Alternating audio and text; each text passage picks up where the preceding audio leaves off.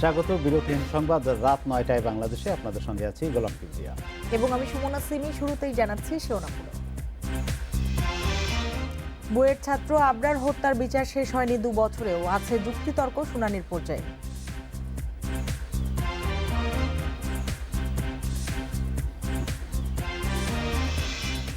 ভাষান্তরে রোহিঙ্গা আশ্রয়নে যুক্ত হচ্ছে ইউএনএইচসিআর, সমঝোতা সই শনিবার।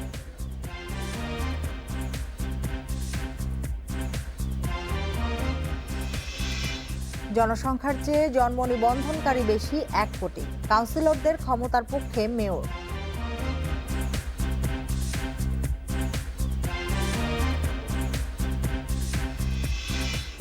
নিজ মেয়ের গর্ভের শিশুকে বিক্রিতে অভিযুক্ত রাবেয়া, নবজাতক উদ্ধার, ৩ জন গ্রেপ্তার।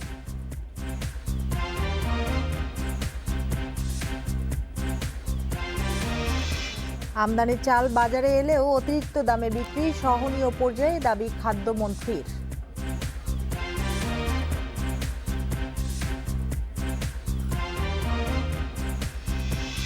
এতক্ষণ শিরোনামগুলো জানাচ্ছিলাম, এবার জানাবো পুরো খবর। বুয়েট শিক্ষার্থী আবরার ফাহাদ হত্যার বিচার ২ বছরেও শেষ হয়নি। রাষ্ট্রপক্ষের আইনজীবী জানান, করোনায় দীর্ঘদিন বিচারিক কার্যক্রম বন্ধ ছিল, যে কারণে দেরি হচ্ছে। মামলাটি এখন যুক্তিতর্ক শুনানির পর্যায়ে রয়েছে, এখন চলবে দ্রুতগতিতে। এদিকে এখনও ন্যায় বিচার পাওয়ার আশা আবরারের পরিবারের। বুয়েটের ছাত্র আবরার ফাহাদকে ২০১৯ সালের ৬ অক্টোবর রাতে পিটিয়ে হত্যা করা হয়। পরদিন ভোরে শেরেবাংলা হলে সিঁড়িতে পাওয়া যায় তার মরদেহ। এ ঘটনায় করা মামলায় বুয়েটের ২৫ শিক্ষার্থীর বিরুদ্ধে বিচার চলছে বিচারিক আদালতে। ২ বছর পার হলেও এখনও শেষ হয়নি বিচারিক কার্যক্রম। অতি দ্রুত তাড়াতাড়ি আমাদের বিচার কাজটা সম্পন্ন করে আসামিদের সর্বোচ্চ শাস্তি যাতে নিশ্চিত হয় সেটা আমরা আবেদন রাখবো। আর উচ্চ আদালতে যখন যাবে তখন এই রায়টা যেন তাড়াতাড়ি শেষ হয়, রায়টা যেন বহাল থাকে। আমার ছেলের মা, আমি সবাই শারীরিক দিক থেকে সবাই অসুস্থ, কেউ মন মানসিক দিক থেকে কেউই ভালো নাই। এইভাবে আমাদের জীবন কাটছে। রাষ্ট্রপক্ষের দাবি, আসামিদের বিরুদ্ধে আনা সব অভিযোগ প্রমাণে তারা সক্ষম হয়েছেন, ফলে আসামিদের সর্বোচ্চ সাজার প্রত্যাশা তাদের। বুয়েটের শেরেবাংলা আবাসিক হলের গেস্ট রুমে পূর্ব পরিকল্পনা অনুযায়ী ৪ এবং ৫ দফা দফা মিটিং করে তাকে হত্যা করা হয়েছে। মামলার সম্পূর্ণরূপে আমরা প্রমাণ করতে সক্ষম হয়েছি এবং সকল আসামিদেরকে দোষী সাব্যস্ত করে আদালত রায় দেওয়ার আমরা জোর আবেদন করি। তবে আসামিপক্ষের আইনজীবীরা বলছেন, এটি কোনো পূর্ব পরিকল্পিত হত্যাকাণ্ড নয়, তাই আসামিদের সর্বোচ্চ সাজা হওয়ার কারণ নেই। আবরার ফাহাদ যদি প্রি প্ল্যান না থাকে, হত্যা যদি মোটিভ না থাকে, খুন করার যদি উদ্দেশ্য না থাকে, প্ল্যানিং না থাকে, তাহলে মাননীয় এইটা ৩০২ ধারার মামলা চার্জ গঠন করা সঠিক হবে না। যে এই মামলা ৩০২ আমাদের এই মামলা জাজমেন্ট হবে না, অন্য কোনো সেকশনে চার্জমেন্ট হবে। ২৫ আসামির মধ্যে কারাগারে রয়েছে ২২ জন, পলাতক ৩ আসামি। এ ঘটনার পর বিশ্ববিদ্যালয় ক্যাম্পাসে ছাত্র রাজনীতি নিষিদ্ধ করে বিশ্ববিদ্যালয় প্রশাসন। জান্নাতুল ফেরদাউস তানভি, ইন্ডিপেন্ডেন্ট নিউজ, ঢাকা। ভাষান্তরেও সম্পৃক্ত হচ্ছে জাতিসংঘের শরণার্থী সংস্থা ইউএনএইচসিআর। দুর্যোগ ব্যবস্থাপনা সচিব জানান, শনিবার সরকারের সঙ্গে এ সংক্রান্ত সমঝোতা চুক্তি সই করতে যাচ্ছে সংস্থাটি। এদিকে ভাষান্তর থেকে রোহিঙ্গাদের পালিয়ে যাওয়ার জন্য পররাষ্ট্রমন্ত্রী দায়ী করছেন আশ্রয় শিবিরের ইন্টারনেট সুবিধাকে। অবশেষে আন্তর্জাতিক স্বীকৃতি পেল ভাষান্তরের রোহিঙ্গা আশ্রয়ণ প্রকল্প। আগামী মাসেই সেখানে কাজ শুরু করবে জাতিসংঘের শরণার্থী সংস্থা ইউএনএইচসিআর। শনিবার ত্রাণ ও দুর্যোগ মন্ত্রণালয়, সরকার ও সংস্থাটির মধ্যে এ সংক্রান্ত সমঝোতা চুক্তি সই হবে। এর মাধ্যমে ভাষান্তরে রোহিঙ্গাদের মানবিক সহায়তা নিশ্চিত হবে বলেও দাবি দুর্যোগ ব্যবস্থাপনা মন্ত্রণালয়ের। কক্সবাজার থেকে ২০,০০০-এর বেশি রোহিঙ্গাকে ভাষান্তরে স্থানান্তর করা হয়েছে। আরও ৭০,০০০ জনকে পর্যায়ক্রমে সরিয়ে নেবে সরকার। প্রথম দিকে ভাষান্তর নিয়ে আপত্তি তুললেও এখন সেই অবস্থান থেকে সরে এসেছে ইউএনএইচসিআর। এদিকে ভাষান্তর থেকে পালিয়ে যাওয়া প্রশ্নে রোহিঙ্গাদের ইন্টারনেট সুবিধাকেই দায়ী করছেন পররাষ্ট্রমন্ত্রী। এদেশে তো তার দেশ না, সে তার দেশে চলে যেতে চায়। সে তার দেশ না হলে অন্য কোথাও যেখানে, আর আমরা সব ইন্টারনেট সব খুলে দিয়েছি বিভিন্ন ইন্টারন্যাশনাল এজেন্সির সুপারিশে, তো তারা অন্যের সাথে কন্ট্যাক্ট করে, তাদের আত্মীয় স্বজন অন্যান্য দেশে আছে, সে আত্মীয় স্বজন ডাকাডাকি করতেছে যাওয়ার জন্য, তারা যাচ্ছে সেই কারণে। তারা যদি যায় যাক, আমাদের কি, তারা অন্য দেশের লোক, আমরা তো তাদের দাওয়াত দিয়ে আনিনি। পররাষ্ট্রমন্ত্রী আরও বলেন, রোহিঙ্গা নেতা মহিবুল্লাহর হত্যার ঘটনাকে কেন্দ্র করে কক্সবাজারের ক্যাম্পে যাতে কোনো ধরনের বিশৃঙ্খলা না ঘটে সে বিষয়ে সতর্ক রয়েছে সরকার। Nafiza Daula, Independent news, Dhaka. দেশে জনসংখ্যার চেয়ে জন্ম নিবন্ধনকারীর সংখ্যা 1 কোটির বেশি। কর্তৃপক্ষ বলছে, জন্ম ও মৃত্যু নিবন্ধন কার্যক্রমে দুর্বলতার কারণে এই অবস্থা। দ্বৈত নিবন্ধন, মৃত ব্যক্তির জন্ম নিবন্ধন বাতিল না করা সহ বিভিন্ন কারণেই হিসাবে গরমিল। সংকট সমাধানে নতুন সফটওয়্যারে পুরনো তথ্য স্থানান্তর হচ্ছে, এতে আবার অনেকেরই পূর্বের নিবন্ধন তথ্য হারিয়ে যাচ্ছে। জন্ম ও মৃত্যু নিবন্ধন আইন অনুযায়ী জন্মের ৪৫ দিনের মধ্যে নিবন্ধন করা বাধ্যতামূলক। জরুরি 18টি সেবা পেতে জন্ম নিবন্ধন সনদ প্রয়োজন। দেশে ২০১০ সালে অনলাইনে জন্ম নিবন্ধন শুরু হয়।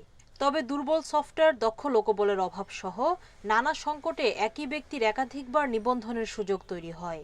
ফলে দেশের জনসংখ্যা প্রায় ১৭ কোটি হলেও এখন পর্যন্ত জন্ম নিবন্ধন হয়েছে ১৮ কোটি ৫০ লাখ প্রায়। অসঙ্গতি দূর করতে পুনরায় অনলাইনে জন্ম নিবন্ধন প্রক্রিয়া শুরু হয়েছে। যাদের নিবন্ধন অনলাইনে হয়নি তাদেরকে আবারও নিবন্ধন করতে হচ্ছে। সরেজমিনে দেখা যায় ২০১০ সালের পর নিবন্ধিত অনেকের তথ্য অনলাইনে পাওয়া যাচ্ছে না। নতুন ভাই বাচ্চার নিবন্ধন করতে হলে মা বাবা নিবন্ধন করতে হচ্ছে। এখন করতে যায় দেখা যাচ্ছে মা বাবা নিবন্ধন করার নাই, আগে করা ছিল কিন্তু অনলাইনে নেই, সেটা আবার অনলাইনে করার জন্য ওয়েট করতে হচ্ছে। আগে যেটা করিয়েছিলাম ম্যানুয়াল, এটা আমরা জানতাম না, এখন তো জরুরি প্রয়োজন পড়ছে, স্কুলে জমা দিতে হবে। শুরু থেকে জন্ম নিবন্ধনের অনলাইন কার্যক্রমের সাথে যুক্ত থাকা সংস্থা ইউনিসেফ জানায়, ৫ বছরের নিচে নিবন্ধন আছে ৫৬%। অনেক চ্যালেঞ্জ আমরা ফেস করছি যখন ডাটা মাইগ্রেশন করতে যাচ্ছি। এখানে দেখা যাচ্ছে আরেকটা প্রবলেম বিকটভাবে, সেটা হচ্ছে যে ডুপ্লিকেশন। অনেকেরই আছে ট্রিপল বা 4 টাইমস, ডবল এরকম রেজিস্ট্রেশন আছে। কর্তৃপক্ষ জানিয়েছে, জন্ম ও মৃত্যু নিবন্ধন ইনফরমেশন সিস্টেমকে শুদ্ধিকরণের প্রক্রিয়া চলছে। খুব তাড়াহুড়া করে আমাকে জন্ম নিবন্ধন লাগবে, সাথে সাথে জন্ম নিবন্ধন সার্টিফিকেট করে রেজিস্টার অন্তর্ভুক্ত করে একটা ম্যানুয়াল সার্টিফিকেট দিয়ে দেয়, কিন্তু তারপরে আবার সে ওইটাকে অনলাইনে আবার নিবন্ধন করে। এই জন্য কিন্তু আমাদের প্রায় 18 কোটি উপরে জন্ম নিবন্ধন সম্পন্ন হয়েছে। ব্যক্তিগত বিভিন্ন সনদের সাথে যুক্ত জন্ম নিবন্ধনের দ্বৈততা রুখতে না পারলে ঝুঁকি তৈরি হবে বলে জানিয়েছেন বিশেষজ্ঞরা। সুলতানা জাহান মিতু, ইন্ডিপেন্ডেন্ট নিউজ, ঢাকা। সঠিকভাবে জন্ম মৃত্যুর নিবন্ধন করা হলে সেবা পাওয়া সহজ হবে বলে মনে করেন স্থানীয় সরকার মন্ত্রী। রাজধানীর কাকরাইলে জাতীয় জন্ম ও মৃত্যু নিবন্ধন দিবসের অনুষ্ঠানে একথা বলেন তিনি। এ সময় নিবন্ধন করার ক্ষমতা কাউন্সিলরদের হাতে ফিরিয়ে দেওয়ার পক্ষে মত দেন ঢাকা উত্তরের মেয়র। স্কুল ভর্তি ও পাসপোর্ট করানো সহ জাতীয় গুরুত্বপূর্ণ 18টি সেবা পেতে জন্ম নিবন্ধন সনদের প্রয়োজন হয়, আর ওয়ারিশ নির্ধারণ সহ বেশ কয়েকটি কাজে প্রয়োজন হয় মৃত্যু সনদের। কিন্তু এই দুটি সনদ নিতে তেমন আগ্রহ নেই মানুষের। জন্ম ও মৃত্যুর ৪৫ দিনের মধ্যে নিবন্ধন করার নিয়ম থাকলেও বেশিরভাগ মানুষই তা নিচ্ছেন না। এ পরিস্থিতিতে জনসচেতনতা বাড়াতে প্রথমবার পালিত হলো জাতীয় জন্ম ও মৃত্যু নিবন্ধন দিবস। আলোচনায় নিবন্ধন প্রক্রিয়া আরও সহজ করতে কাউন্সিলরদের কাজে লাগানোর পরামর্শ দেন ঢাকা উত্তরের মেয়র। জনপ্রতিনিধির কাছে যদি আমরা এটা বিতরণ না করতে পারি, স্যার, আমরা যদি সেই জন্ম নিবন্ধন দিতে না পারি, আমাদের 5টা অঞ্চলে এটা তো অত্যন্ত চাপ পড়ে যাবে। আমি আজকে অনুরোধ করছি, এখানে রেজিস্ট্রার জেনারেল অফিসে আমরা অলরেডি চিঠি আমরা পাঠিয়েছি, ইমিডিয়েটলি আমাদেরকে পারমিশনটা দিয়ে দেওয়া হোক। এ সংক্রান্ত আইনের কিছু ভুল তুলে ধরেন ঢাকা দক্ষিণের মেয়র, বলেন সংশোধন প্রক্রিয়া আরও সহজ করতে হবে। নিবন্ধকের কোনো আদেশের বিরুদ্ধে সংক্ষুব্ধ ব্যক্তি আদেশের 30 দিনের মধ্যে নিম্ন বর্ণিত কর্তৃপক্ষের নিকট আপিল করিতে পারিবেন। সিটি কর্পোরেশনের মেয়রের আদেশের বিরুদ্ধে জেলা ম্যাজিস্ট্রেটের কাছে আপিল, এটা আসলে কোনোভাবে সমীচীন না। সভায় স্থানীয় সরকার মন্ত্রী বলেন, সেবা নিশ্চিত করতে দেশের সব নাগরিকদের দ্রুত নিবন্ধনের আওতায় আনতে হবে। যত তাড়াতাড়ি আমরা জন্ম মৃত্যু নিবন্ধনটা করতে পারি, তত বেশি আমরা আপডেটেড থাকব, এবং immediately once we require any source of a service has to be extended to the particular person, তাহলে কিন্তু আমরা তখনই এই সেবাটা দিতে পারব। 2024 সালের মধ্যে জন্ম নিবন্ধন শতভাগ কার্যকর করার কথা জানান সংশ্লিষ্টরা। বন ইবনে কামাল, ইন্ডিপেন্ডেন্ট নিউজ, ঢাকা। নিজের মেয়ের গর্ভের শিশুকে বিক্রি করে দেন চট্টগ্রামের রাবেয়া বেগম। জন্মের 3 দিন পর চুক্তি অনুযায়ী শিশুকে তুলেও দেন অন্যের কাছে। সন্তানকে না পেয়ে তানিয়া বেগম পুলিশের দ্বারস্থ হলে বেরিয়ে আসে এসব তথ্য। সকালে শিশুটিকে উদ্ধারের পর 3 জনকে গ্রেপ্তার করেছে পুলিশ। চট্টগ্রামের পাঁচলাইশে মায়ের কাছেই ছিলেন অন্তঃসত্ত্বা তানিয়া বেগম। 2 অক্টোবর সেখানেই ছেলে সন্তানের জন্ম দেন। 3 দিন পর কৌশলে শিশুটিকে চট্টগ্রাম মেডিকেল কলেজে ভর্তি করিয়ে তানিয়াকে বাড়ি পাঠিয়ে দেন রাবেয়া বেগম। এরপর শিশুটিকে তুলে দেন অন্যের হাতে। পুলিশে তদন্ত করে বাহির করা হয়েছে যে ওটার সাথে আমার আম্মু জড়িত আছে এবং কি আপনার ওই 2 জনের নাম যায় না, কিন্তু ওনারা আমাদের এলাকার ওইখানে থাকে। সন্তান হারিয়ে পুলিশে খবর দিলে অভিযানে নামে পুলিশ। তদন্তে বেরিয়ে আসে গর্ভে থাকতেই শিশুটিকে স্থানীয় হারুন মনোয়ারা দম্পতির কাছে বিক্রি করে দেন তানিয়ার মা রাবেয়া বেগম। কয়েক দফায় তাদের কাছ থেকে নেন 57,000 টাকা। নানি এবং বাচ্চা যারা নিয়েছে হারুন এবং তার বোন মনোয়ারা, এরা যোগসাজশ করে বাচ্চাটাকে শিশু ওয়ার্ড থেকে নিয়ে যায় এবং নিয়ে তারা হাটহাজারি চলে যায়। আমরা এখন পর্যন্ত যতটুকু জেনেছি মেডিকেলে শিশু পাচার চক্র এটার সাথে জড়িত না। আমি যাদের কথা বললাম এরাই জড়িত। এরপরে যদি আমাদের তদন্তে ভিন্ন কিছু আসে আপনারা জানবেন। চট্টগ্রামের ফতেহাবাদ থেকে শিশুটিকে উদ্ধার করেছে পুলিশ। রাবেয়া বেগম সহ 3 জনকে গ্রেপ্তার করা হয়েছে। শিশুটি এখন চট্টগ্রাম মেডিকেল কলেজে ভর্তি রয়েছে। Independent news desk. রাজশাহীর সাথী আক্তারকে খুন করেছে দ্বিতীয় স্বামী জুবায়ের। আত্মহত্যার নাটক সাজিয়েও রেহাই পায়নি সে। গ্রেপ্তারের পর জবানবন্দিতে শ্বাসরোধে হত্যার কথা স্বীকারও করেছে জুবায়ের। প্রথম স্বামীর সাথে সম্পর্ক রাখায় সাথী আক্তারকে খুন করা হয়েছে ধারণা গোয়েন্দা পুলিশের। টিকটকের মাধ্যমে জুবায়েরকে চেনেন সৌদি প্রবাসীর স্ত্রী সাথী। এরপর ফেসবুকে পরিচয়। 4 মাসের মাথায় প্রথম স্বামীকে তালাক দিয়ে বিয়ে। 12 বছরের ছোট জুবায়েরের সাথে সংসার পেতেও সুখী হতে পারেননি সাথী। তাকেও তালাক দিয়ে ফিরতে চান প্রথম স্বামীর কাছে। তদন্তে উঠে এসেছে 2 স্বামীকে তালাক দিয়েও দুজনের সাথে জীবনযাপন করেছেন সাথী। এ ক্ষোভেই তাকে খুন করেন জুবায়ের। আদালতে স্বীকারোক্তিও দিয়েছে সে। টিকটক বানান, বিভিন্ন ফেসবুকীয় বন্ধুদের সাথে ঘুরে বেড়ান। একটা পর্যায়ে উনি ফেসবুকীয় বন্ধু জুবায়েরকে বিয়ে করেন, আবার হাজব্যান্ডের কাছে ফেরত যান, আবার জুবায়েরের কাছে ফেরত আসেন। এভাবে একসাথে ডিভোর্স দেন, বিয়ে করেন, ডিভোর্স দেন, বিয়ে করেন।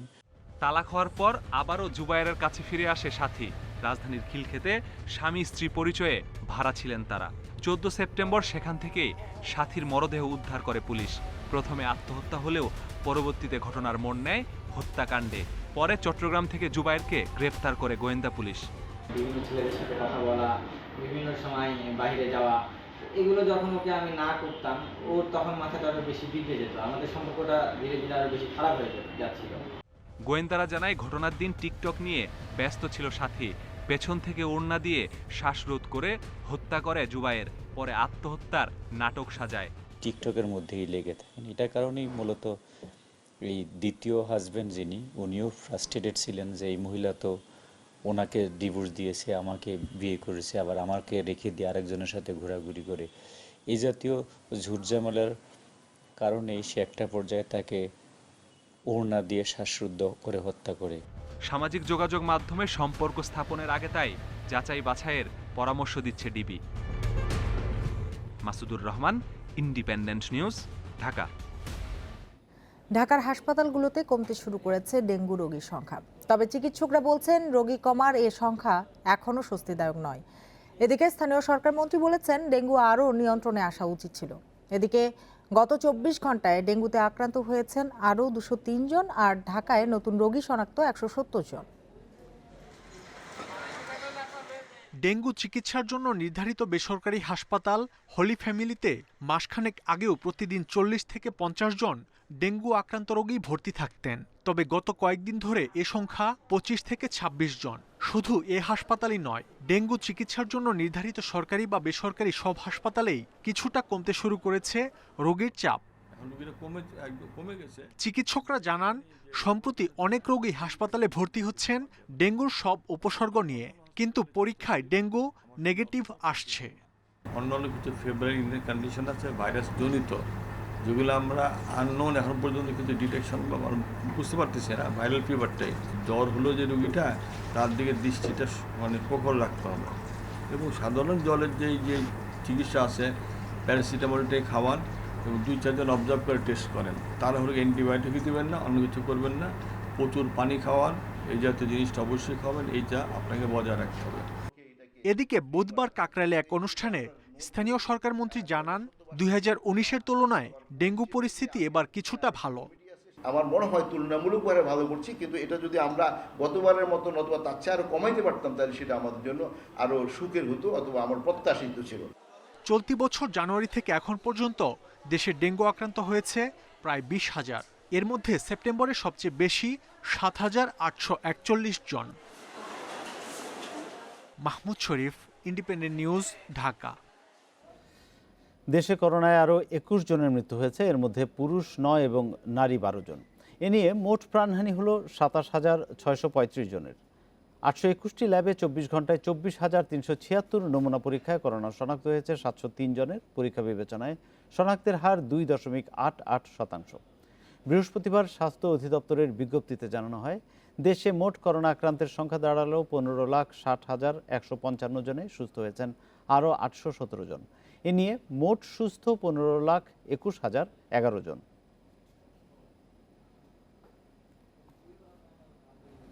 এবার ঢাকার বাইরেও দেয়া হবে ফাইজারের করোনার টিকা, জানিয়েছে স্বাস্থ্য অধিদপ্তর। দেশের 10টি সিটি কর্পোরেশন সহ মোট 19 জেলার নির্দিষ্ট কিছু কেন্দ্রে টিকা দেওয়ার সব প্রস্তুতি শেষ হয়েছে। টিকার জন্য নিবন্ধন করা প্রবাসী সহ সবাই আগামী সপ্তাহ থেকে পাবেন ফাইজারের এ টিকা। দেশে এ পর্যন্ত কোভ্যাক্সের আওতায় 49 লাখ ডোজ ফাইজারের টিকা এসেছে। বর্তমানে সরকারের হাতে মজুদ আছে প্রায় 40 লাখ টিকা। আজ আসছে আরও 15 লাখ। -70°C তাপমাত্রায় ফাইজারের টিকা সংরক্ষণের জন্য বাংলাদেশকে 26টি ফ্রিজার উপহার দিয়েছে যুক্তরাষ্ট্র। এর মাধ্যমে প্রথমবারের মতো এ টিকা যাচ্ছে ঢাকার বাইরের 19 জেলায়। কিছু বিভাগ আছে, কিছু জেলাও আছে, কিছু বিভাগও আছে, সিটি কর্পোরেশনও আছে। যে সমস্ত জায়গায় ফাইজারের টিকা দেওয়া যাচ্ছে সেই সবগুলো জায়গাতে আমরা ফাইজারের টিকা দিচ্ছি। ঢাকাতে 7টা আছে এবং বাইরে যেগুলো দেওয়ার ব্যবস্থা করা হবে অচিরেই আমরা সেটা শুরু করব। ইতিমধ্যে আমাদের মধ্যেখানে ফ্রিজার চলে এসছে। এর আগে ফাইজারের টিকায় প্রবাসীরা অগ্রাধিকার পেলেও এবার তা সবার জন্য উন্মুক্ত। বিশেষ সংরক্ষণ ও পরিবহন ব্যবস্থার পাশাপাশি শেষ হয়েছে কর্মীদের প্রশিক্ষণ। তাপমাত্রা সংবেদনশীল এই টিকা 12 ঘন্টার মধ্যে বিভিন্ন কেন্দ্রে পৌঁছানোই বড় চ্যালেঞ্জ বলছে স্বাস্থ্য বিভাগ।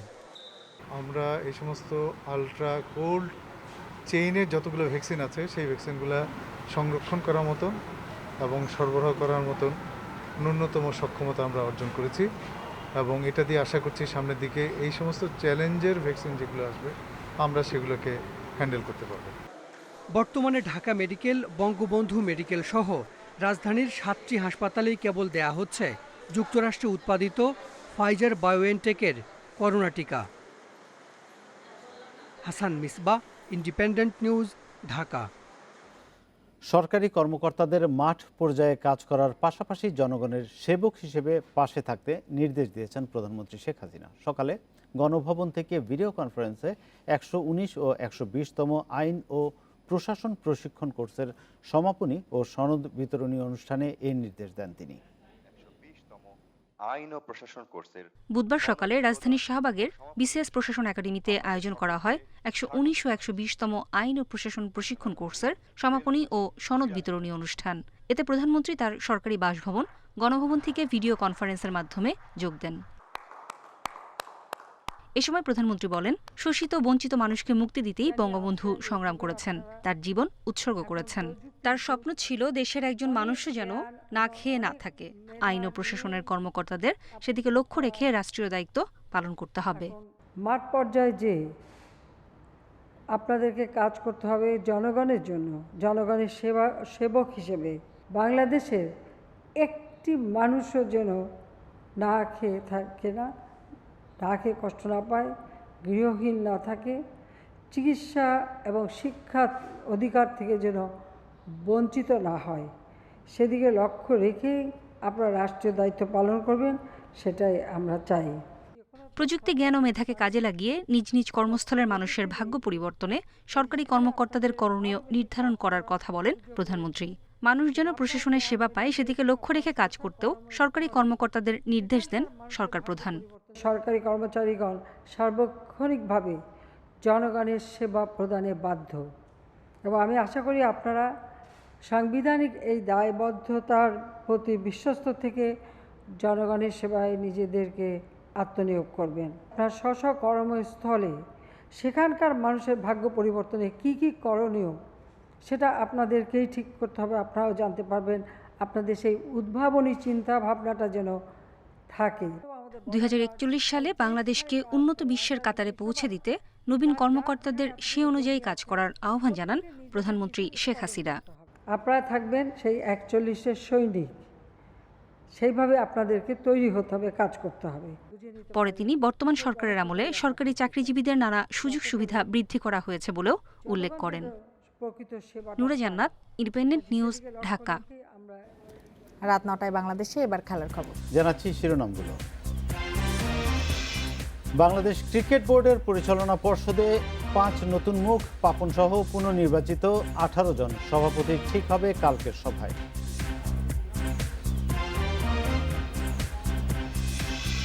ক্লাব কাপ দিয়ে কাল ঘরোয়া হকির নতুন মৌসুম শুরু। প্রথম দিনে আলাদা ম্যাচে নামবে দুই জায়ান্ট আবাহনী মোহামেডান।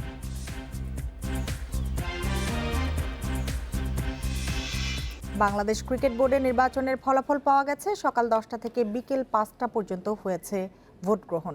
কাল পরিচালকদের প্রথম সভায় ঠিক হবে সভাপতির পদে কে আসছেন। ক্লাব ক্যাটাগরি থেকে নির্বাচিত হয়েছেন নাজমুল হাসান পাপন, গাজী গোলাম মর্তুজা, নজিব আহমেদ, মাহবুব আনাম, ওবেদ রশিদ নিজাম, সালাউদ্দিন চৌধুরী, ইসমাইল হায়দার মল্লিক, এনায়েত হোসেন, মঞ্জুর কাদের, মঞ্জুর আলেম, ফাহিম সিনহা ও ইফতেখার রহমান। রাজশাহী বিভাগ থেকে 7-2 ভোটে খালেদ মাসুদকে হারিয়ে পরিচালক হয়েছেন সাইফুল আলম স্বপন। ঢাকা বিভাগ থেকে নাইমুর রহমান দুর্জয় আর তানভীর আহমেদ টিটু নির্বাচিত হয়েছেন। আর ক্যাটাগরি 3-এ নাজমুল আবেদিন ফাহিমকে হারিয়েছেন খালেদ মাহমুদ সুজন। এর আগে চট্টগ্রাম ও খুলনা বিভাগের 2 জন করে 4 জন এবং বরিশাল, সিলেট ও রংপুরের 1 জন করে মোট 7 জন পরিচালক বিনা প্রতিদ্বন্দ্বিতায় নির্বাচিত হয়েছেন।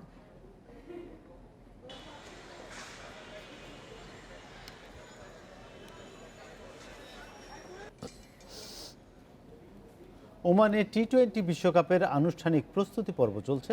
দ্বিতীয় দিন মাঠ ও ইনডোরে অনুশীলন হয়েছে। 3.5 ঘন্টার সব ডিপার্টমেন্ট নিয়েই কাজ করেছে কোচিং স্টাফ।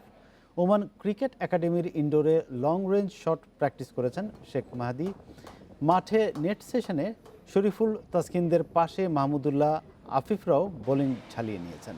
লম্বা সময় ব্যাটিং করেন লিটন দাস। এই মাঠে আরও একদিন অনুশীলনের পর শুক্রবার ওমান এ দলের সাথে প্রস্তুতি ম্যাচ খেলবে টিম টাইগার্স। পরদিন চলে যাবে আরব আমিরাতে। সেখানে 2টি অফিসিয়াল ওয়ার্ম আপ ম্যাচ খেলে আবারও ওমানে ফিরবে মাহমুদুল্লাহরা। বিশ্বকাপ মিশনে মূল লড়াই শুরু 17 অক্টোবর স্কটল্যান্ডের বিপক্ষে। আইসিসি প্লেয়ার অব দ্য মান্থের সেরা 3-এ বাংলাদেশের নাসুম আহমেদ। মুশফিক ও সাকিবের পর টাইগারদের তৃতীয় সদস্য জায়গা পেলেন মাস সেরা তালিকায়। সেপ্টেম্বর মাসে সেরা হতে নাসুমের সঙ্গী নেপালের সন্দীপ লামিসানে ও যুক্তরাষ্ট্রের জ্যাসকারান মালহোত্রা। ঘরের মাঠে নিউজিল্যান্ডের বিপক্ষে টি-20 সিরিজ জয়ে বড় অবদান নাসুমের। 8 উইকেট নিয়ে লেইথামের সাথে যৌথভাবে হন সিরিজ সেরা। অন্যদিকে আইসিসি বিশ্বকাপ সুপার লিগ 2-তে 6 ম্যাচে 18 উইকেট নিয়ে আলো কাড়েন লেগ স্পিনার লামিসানে। আর ওভারে 6 ছক্কা হাঁকিয়ে স্পটলাইটে আসেন জ্যাসকারান। পাপুয়া নিউগিনির বিপক্ষে খেলেন 173 রানের ইনিংস। ওয়ানডেতে 5-এ নেমে যেটা সর্বোচ্চ রানের রেকর্ড। আইসিসি ভোটিং একাডেমি ও সমর্থকদের ভোটে নির্বাচিত হন player of the month.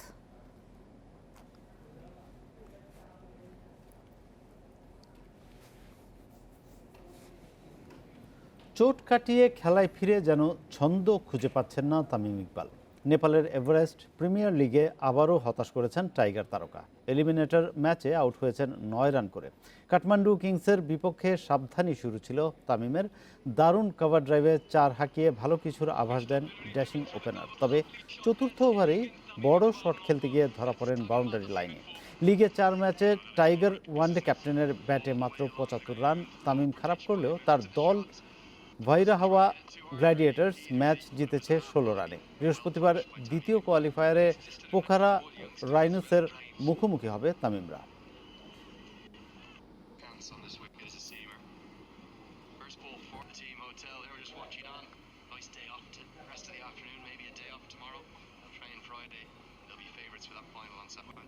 Club cup দিয়ে কাল শুরু হচ্ছে হকির নতুন মৌসুম। প্রথম দিনে আলাদা ম্যাচে নামছে দুই জায়ান্ট আবাহনী ও মোহামেডান।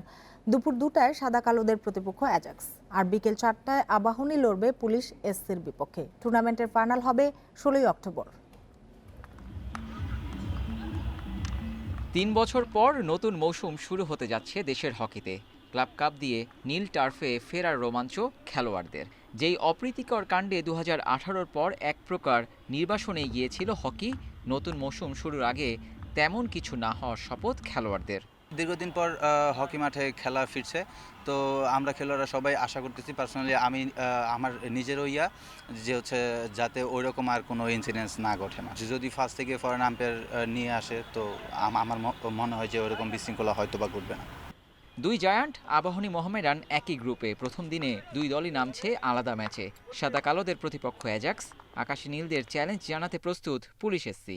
3.5 বছর পরে খেলা, তা মোটামুটি 6 থেকে 8 সপ্তাহের একটা যদি স্পেস পাওয়া যেত দল বদলের পরে, তাহলে মানে ফিজিক্যালি প্লেয়াররা ডেভেলপ করতো এবং মানে সবগুলো টিমের জন্য সেটা সুবিধা হতো, একটা ভালো খেলা দেখা যেত। আশা করি তারপরেও যা আছে আমরা ভালো খেলার চেষ্টা করব। খেলা অ্যাজাক্স খুবই ভালো টিম, আমরা কোনো টিমকে ছোট করে দেখছি না, কারণ প্রত্যেকটা টিমই ভালো টিম করার চেষ্টা করছে। আর যেহেতু অনেক দিন পরে লিগ, নিজেদের পারফরমেন্সটা শো করা অনেকের প্রতি অনেক ডিফিকাল্ট, কারণ অনেক ট্রেনিংয়ের মধ্যে নাই। আবাহনী তো বিগ বাজেটের টিম, তো বড় টিম, ওদের সাথে খেলা তো অনেক টাফ। তা আমাদের পুলিশ টিমের তো মোটামুটি যায় আছে, পুলিশের কিছু আছে, আমরা কিছু বাইরে থেকে কিছু আসছি, মোটামুটি একটা ভালো খেলা হবে। প্রিমিয়ার লিগের আগে ক্লাব কাপকে প্রস্তুতি হিসেবেই দেখছে ক্লাবগুলো। 8 দলের টুর্নামেন্টের ফাইনাল 16 অক্টোবর। এর পরপরই লিগ শুরুর আশ্বাস দিয়ে রেখেছে federation. Abidur Rahman, independent news, Dhaka. UEFA Nations লিগে রাতে বড় ম্যাচ। সেমিফাইনালে ইউরোজয়ী ইতালির মুখোমুখি হবে স্পেন। ম্যাচ শুরু বাংলাদেশ সময় রাত 1:45। অপরাজেয় থাকার রেকর্ড করে আত্মবিশ্বাসের তুঙ্গে ইতালি। আজুরিদের জয়রথ থামাতে প্রত্যয়ী এনরিকের দল। রবার্তো মানচিনির ইতালি অদম্য, টানা 37 ম্যাচ অজেয় তারা। দুরন্তে যাত্রাপথে জয় করে নিয়েছে ইউরো। তাদের বিজয় রথ থামাতে প্রত্যয়ী লুইস এনরিকের স্পেন। তবে কঠিন হবে সেই লক্ষ্য অর্জন। 2018-তে মানচিনি হেড কোচের দায়িত্ব নেয়ার পর মাত্র 2 ম্যাচ খেলেছে আজুরিরা। ইউরোর সেমিতে দারুণ লড়েও পারেনি স্পেন। টাই ব্রেকারে হারে ইতালির কাছে। সেই সুখস্মৃতি নিয়ে ঘরের মাঠে আরেক টুর্নামেন্টের সেমিতে নামবে মানচিনির শিষ্যরা। দুই দলেই আছে ইনজুরি সমস্যা। ইমোবিলে ও বেলোত্তিকে পাবে না ইতালি। ডিফেন্সে দুই অভিজ্ঞ কিয়েলিনি ও বোনুচ্চি ইতালির বড় ভরসা। আমাদের লক্ষ্য ফাইনাল। আমরা 37 ম্যাচ ধরে অপরাজেয়। এই ধারা আরো দীর্ঘ করতে চাই। এটা নির্ভর করবে আমরা সামনের ম্যাচগুলো কতটা ভালো খেলছি তার উপর। স্পেনের ইনজুরি লিস্ট বেশ লম্বা। Pedri, Alcantara, Dani Olmo, Morata, Jordi আলবাকে ফিট না থাকায় পাওয়া যাবে না। বল দখলে রেখে যত বেশি সম্ভব আক্রমণের সুযোগ তৈরি করতে চাই। আমার বিশ্বাস আমরা পারব। এরপরও যদি প্রতিপক্ষ ভালো খেলে মেনে নিতে হবে। আমাদের হারাবার কিছু নেই। দু দলের মুখোমুখি লড়াই বরাবরই তীব্র প্রতিদ্বন্দ্বিতাপূর্ণ। শেষ 10 বারের দেখায় ইতালির জয় 4টি আর স্পেন জিতেছে 3টি। বাকি 3 ম্যাচ ড্র। গেল 1 দশকে কোনো বড় শিরোপা নেই স্প্যানিশদের। অন্যদিকে খারাপ সময় পেছনে ফেলে ইতালি এখন তুমুল ছন্দে। ফিফা র্যাঙ্কিংয়েও এগিয়ে তারা। আজুরিদের অবস্থান 5 নম্বরে আর স্পেন রয়েছে 8-এ। ফেরদৌস ইসলাম, ইন্ডিপেন্ডেন্ট নিউজ। আর এই ছিল খেলার খবরে। এবার অন্যান্য প্রসঙ্গ।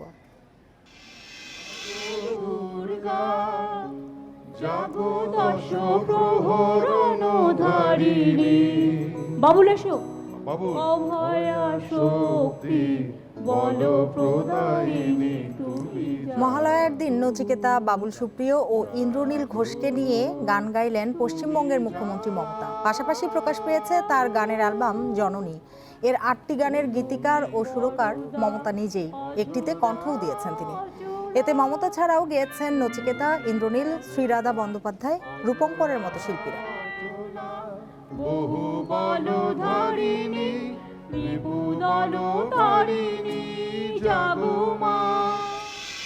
আর এ নিয়ে প্রতিবেদন থাকছে সংবাদের পরের অংশে। চলে যাচ্ছি অন্যান্য প্রসঙ্গে। আমদানি চাল বাজারে এলেও দাম কমেনি, বরং বিক্রি হচ্ছে বাড়তি দামে। তারপরও খাদ্যমন্ত্রীর দাবি, এখনও সহনীয় পর্যায়ে রয়েছে চালের দাম। মিল মালিকদের অতি মুনাফার প্রবণতা কমাতে মূল্য কমিশন গঠনের তাগিদ তার।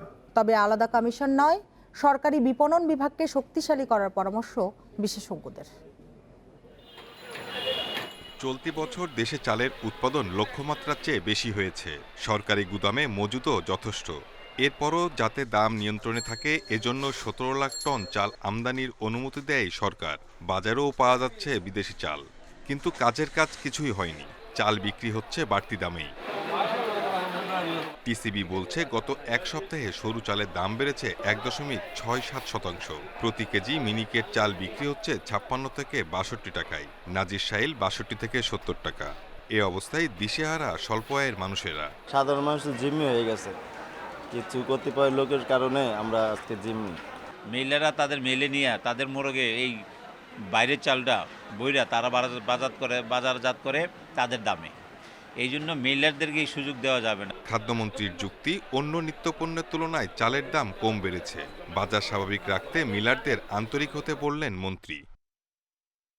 আপনারা ভালো করে যাচাই করে দেখেন, বাজারে দাম অনেক কম। খুচরা বিক্রেতা নেওয়ার পরে সে 5 টাকার নিচে কোনো কেজিতে লাভ করতেই চায়, এই প্রবণতাটা খুব বেশি। একটা মূল্য কমিশন না থাকলে এটা লাগাম টানে ধরে, আর তথ্য বিভ্রাট তো আছেই। তবে কৃষি বিশেষজ্ঞরা বলছেন, আলাদা মূল্য কমিশন নয়, সরকারি সংস্থাগুলোকেই বাজার নিয়ন্ত্রণে আরও দক্ষ হতে হবে। আমদানির সুযোগ মিল মালিকদের না দিয়ে আমদানিকারকদের দেওয়ার পরামর্শ তাদের। মার্কেটিং ডিপার্টমেন্টকে আসলে শক্তিশালী করতে হবে, সেইটি কিন্তু খুব বড় ইনফ্রাস্ট্রাকচার তাদের নেই, এবং সারা বাংলাদেশ জুড়ে তাদের কিন্তু সক্ষমতা নেই। আমার মনে হয় প্রথমে এদের সক্ষমতা বাড়িয়ে দেখা দরকার, যেহেতু এটা একটা প্রতিষ্ঠান রয়েছে, এর মাধ্যমে এটা আরও কিছু সফলতা অর্জন করা যায় কিনা। একটা কমিশন করলে, কমিশন জোর করে কিন্তু দেশে চাপিয়ে দিয়ে এই বাজার মূল্য আসলে নিয়ন্ত্রণ করা কঠিন হবে। খাদ্য মন্ত্রণালয়ের সবশেষ হিসাবে সরকারি গুদামে এখন চালের মজুত রয়েছে 14,90,000 ton. Shahid Ahmed, independent news, Dhaka. 230 কোটি টাকা ব্যয়ে যুক্তরাষ্ট্র সরকারের সহায়তায় চালু হলো ট্রেড ফ্যাসিলিটেশন প্রকল্প। এতে কৃষি পণ্যের বিশ্ববাজারে প্রবেশ সহজ হবে, কমবে আমদানি ব্যয় ও সময়। রাজধানীর একটি হোটেলে প্রকল্পটির উদ্বোধন করে বাণিজ্যমন্ত্রী জানান, এর মাধ্যমে বিশ্ববাজারে দেশের অবস্থান আরও সুদৃঢ় হবে। কৃষি পণ্যের আমদানি রপ্তানি প্রক্রিয়ার উন্নয়ন, অবকাঠামোর সংস্কার ও এ খাতে সক্ষমতা বাড়াতে চালু হলো বাংলাদেশ ট্রেড ফ্যাসিলিটেশন প্রকল্প। এর অর্থায়নে আছে ইউএস ডিপার্টমেন্ট অব এগ্রিকালচার। এর উদ্বোধন করে বাণিজ্যমন্ত্রী বলেন, এতে আন্তদেশীয় বাণিজ্যে কৃষি পণ্যের শক্ত অবস্থান নিশ্চিত হবে, পণ্যের গুণগত মান নিশ্চিতে সহায়ক হবে এ প্রকল্প, অর্থনৈতিকভাবে লাভবান হবে কৃষক। নিরাপদ এবং পুষ্টিগুণ সম্পন্ন খাদ্য সরবরাহের পাশাপাশি দেশের বাণিজ্য পদ্ধতির আইনি ও কাঠামোগত সংস্কারের উন্নয়ন এ প্রকল্প সহায়ক হবে, আর এই সুবিধা তৃণমূলের কৃষকরাই পাবে। এ সময় ব্যবসা বান্ধব বাণিজ্য পরিবেশ তৈরি ও বাংলাদেশি পণ্যের আন্তর্জাতিক মান নিশ্চিতে আইনি ও অবকাঠামো সংস্কার ও সম্প্রসারণে যুক্তরাষ্ট্রের সহায়তা অব্যাহত থাকবে বলে জানান দেশটির রাষ্ট্রদূত। বাণিজ্যের পরিবেশ তৈরি শুধু নয়, এ প্রকল্পের মাধ্যমে মান নিশ্চিত ও পচনশীল পণ্যের আমদানি রপ্তানি সহজ হবে। সমুদ্র বন্দরগুলোতে নতুন হিমাগার নির্মাণে বিনিয়োগ সহজ করার ক্ষেত্রেও প্রকল্পটি সহায়ক হবে। এ প্রকল্পে স্বয়ংক্রিয় হবে আমদানি রপ্তানি ও ঝুঁকিভিত্তিক পণ্য ছাড় করার প্রক্রিয়া। পচনশীল পণ্য সংরক্ষণে হবে কোল্ড চেইন ব্যবস্থার উন্নয়ন ও সম্প্রসারণ। Asif Mahmud Shah, independent news, Dhaka. মানুষের মধ্যে বিভাজন সৃষ্টি এবং গণতন্ত্রকে দুর্বল করে ফেসবুক, এমন অভিযোগ করেছেন জনপ্রিয় সামাজিক যোগাযোগ মাধ্যমটির এক সাবেক কর্মী। মার্কিন সিনেটে দেয়া বক্তব্যে ফ্রান্সিস হাউগেন বলেন, জেনে বুঝে দিনের পর দিন অন্যায় করে যাচ্ছে ফেসবুক, যা নারী ও শিশুদের ক্ষতি করছে।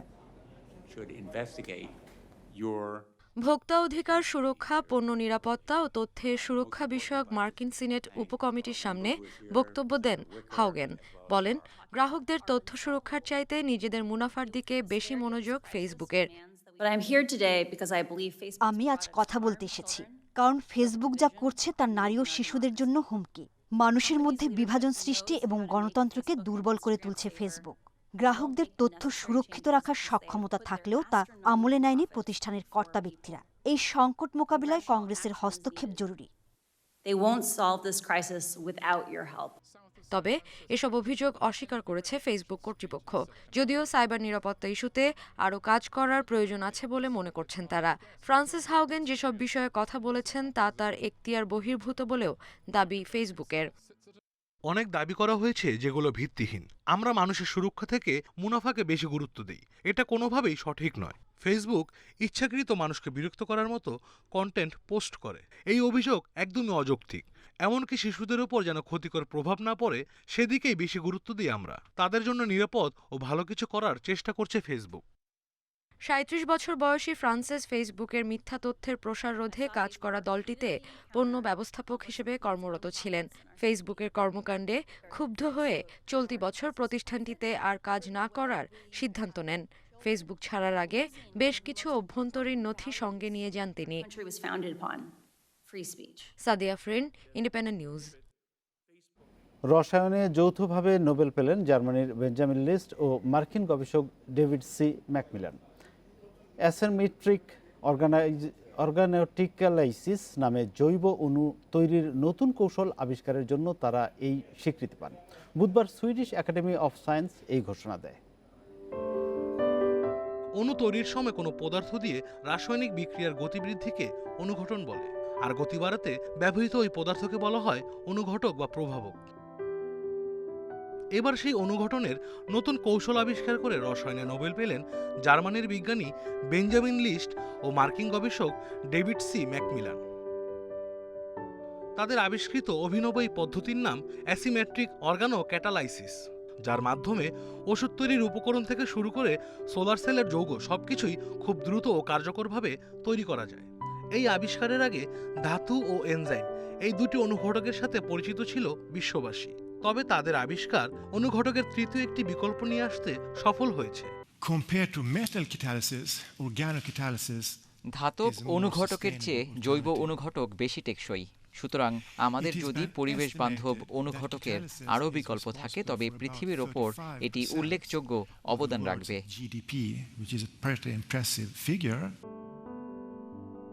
এই আবিষ্কার ওষুধ গবেষণা ও শিল্পের জন্য নতুন দুয়ার উন্মোচন করেছে, পাশাপাশি রাসায়নিক প্রক্রিয়া ও উৎপাদনকে আরও পরিবেশ বান্ধব করে তুলেছে। খরচ কম হওয়ায় যা সাড়া ফেলেছে পৃথিবী জুড়ে। ২০০০ সালে পৃথকভাবে এই পদ্ধতিটি আবিষ্কার করেন এই দুই বিজ্ঞানী। সে সময় তারা একে অপরের কাজের সম্পর্কে অবহিত ছিলেন না। বেঞ্জামিন লিস্ট জার্মানির Max Planck Institute for cold রিসার্চের পরিচালক, আর যুক্তরাষ্ট্রের প্রিন্সটন ইউনিভার্সিটির অধ্যাপক হিসেবে কাজ করেন ডেভিড ম্যাকমিলান। আগামী 10 ডিসেম্বর নিজ নিজ দেশ থেকে পদক ও পুরস্কারের অর্থ গ্রহণ করবেন বিজ্ঞানীরা। আশরাফ শুভ, ইন্ডিপেন্ডেন্ট নিউজ। শুভ মহালয়ার আনুষ্ঠানিকতার মধ্য দিয়ে শুরু হলো শারদীয় দুর্গোৎসবের ক্ষণগণনা। চণ্ডীপাঠ সহ ষোড়শ উপাচারে দেবী দুর্গাকে মর্তে আহ্বান জানিয়েছেন হিন্দু ধর্মাবলম্বীরা। মহালয়ার দিনেই দেবী দুর্গার আবির্ভাব হয়।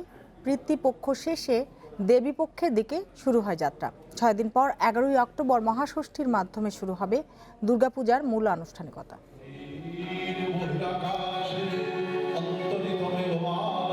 শ্রী শ্রী চণ্ডীপাঠের মাধ্যমে দেবী দুর্গার আবাহনকেই বলা হয় মহালয়া। সুরের মূর্ছনা, চণ্ডীপাঠ ও নাচের ছন্দে মহালয়ার ভোরে মর্তে আহ্বান জানানো হয় দেবী দুর্গাকে। ঢাকেশ্বরী মন্দিরে দেবী দুর্গাকে আহ্বান জানানোর পাশাপাশি মহিষাসুর মর্দিনী গীতিনাট্য মঞ্চস্থ হয়। পুরাণ মতে এদিনই দেবী দুর্গার আবির্ভাব ঘটে। পিতৃপক্ষের শেষে শুরু হয় দেবী পক্ষে। পৃথিবীব্যাপী অশুভ শক্তি যেটি সেটা করোনাসুর। আমরা প্রার্থনা করছি করোনাসুরকে বধ করবেন মা দুর্গা। এই যে মহামারী যে হচ্ছে পৃথিবী জুড়ে সেটা চলে যাক। দেবী পক্ষের এই প্রথম দিনে মায়ের যে আগমন, এটি সারা বিশ্বে একটি মঙ্গল বার্তা মা নিয়ে আসেন। অসাম্প্রদায়িক আমরা বাংলাদেশে যে বসবাস করতে চাই, জাতি ধর্ম বর্ণ নির্বিশেষে। 11 অক্টোবর থেকে ষষ্ঠী পূজার মাধ্যমে দুর্গাপূজা শুরু হলেও মূলত মহালয়া থেকেই দুর্গাপূজার আগমন ধ্বনি শুনতে পান ভক্তরা। পিতৃপক্ষের এই দিনে পিতৃপুরুষরা আসে মর্তলোকে, মূলত পিণ্ড এবং জল আমরা দিব তাকে।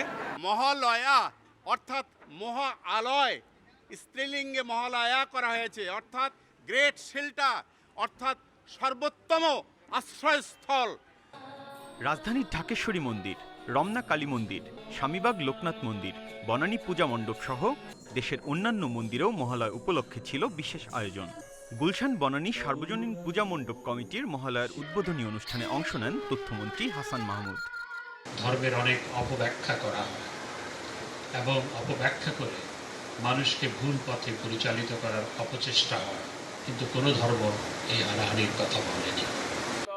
সনাতন ধর্ম অনুসারে মহালয়া তিথিতে পূর্বপুরুষকে স্মরণ ও তাদের আত্মার শান্তি কামনায় অঞ্জলি প্রদান করেন স্বজনরা।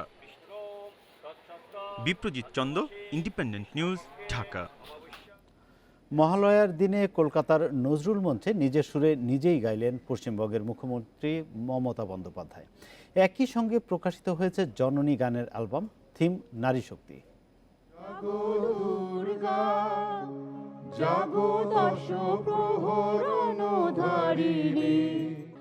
এভাবেই মহালয়ার দিন নচিকেতা, বাবুল সুপ্রিয় ও ইন্দ্রনীল ঘোষকে সঙ্গে নিয়ে গাইলেন পশ্চিমবঙ্গের মুখ্যমন্ত্রী মমতা বন্দ্যোপাধ্যায়। কলকাতার নজরুল মঞ্চে জাগো বাংলার শারদ সংখ্যা প্রকাশ অনুষ্ঠানে দেখা যায় এই দৃশ্য। এই দিনই মুখ্যমন্ত্রীর গানের জননী অ্যালবামও প্রকাশিত হয়। এতে 8টি গানের গীতিকার ও সুরকার মমতা নিজেই, আর একটিতে দিয়েছেন কণ্ঠ। মমতার অ্যালবামের থিম নারী শক্তি। গানের কথায় তাই বারবারই উঠে আসে নারী শক্তির কথা। মঞ্চে দাঁড়িয়ে প্রথম গান গাওয়ার অভিজ্ঞতার কথা জানান মমতা। নচি প্রায় জোর করে এই গানটা আমায় করিয়েছে। কি করে করিয়েছি জানেন? 29 তারিখে ইলেকশন ছিল, তো 27 তারিখ পর্যন্ত আমার মিটিং ছিল। গলা ভাঙা অবস্থাতেই ইন্দ্রনীলের বাড়িতে আমরা 3 জনে মিলে জমায়েত হই। 3 জনে কিন্তু কেউ জানে না কি হবে। এবার 3 জনে মিলে জমায়েত হয়ে হঠাৎ এটা একটা সিদ্ধান্ত হলো, এবং ইলেকশনের আগের দিন যখন সবাই ভাবছে আরে আগামীকাল ইলেকশনটা কি হবে, আর তখন আমরা বসে বসে সন্ধ্যে 7টায় এই কাণ্ডটা করছি। নারীদের আর্থিকভাবে স্বাবলম্বী করতে লক্ষ্মীর ভাণ্ডার নামের প্রকল্পের বিষয়টিও উঠে এসেছে গানে। অ্যালবামে মমতা ছাড়াও গান করেন নচিকেতা, ইন্দ্রনীল, শ্রীরাধা বন্দ্যোপাধ্যায়, রূপঙ্কর, মনোময় ভট্টাচার্য, দেবজ্যোতি মিশ্র ও তৃষা। অ্যালবামের শুরুতে শোনা যাবে মমতার কণ্ঠে চণ্ডীপাঠ। সেখানে রয়েছেন এখন মাননীয় মন্ত্রী অরূপ রায়। এর আগে কবি, চিত্রশিল্পী হিসেবেও খ্যাতি আছে মমতার। লিখেছেন বই, কবিতা। এবছর এখন এই মুহূর্তে সায়রা খান, ইন্ডিপেন্ডেন্ট নিউজ। আর এই ছিল বিরতিহীন সংবাদ, রাত 9টায় বাংলাদেশের আয়োজন। ইন্ডিপেন্ডেন্ট টেলিভিশনের সব খবর আরো বিস্তারিত জানতে চোখ রাখুন ফেসবুক, ইউটিউব এবং টুইটারে। ধন্যবাদ সবাইকে এতক্ষণ সাথে থাকার জন্য।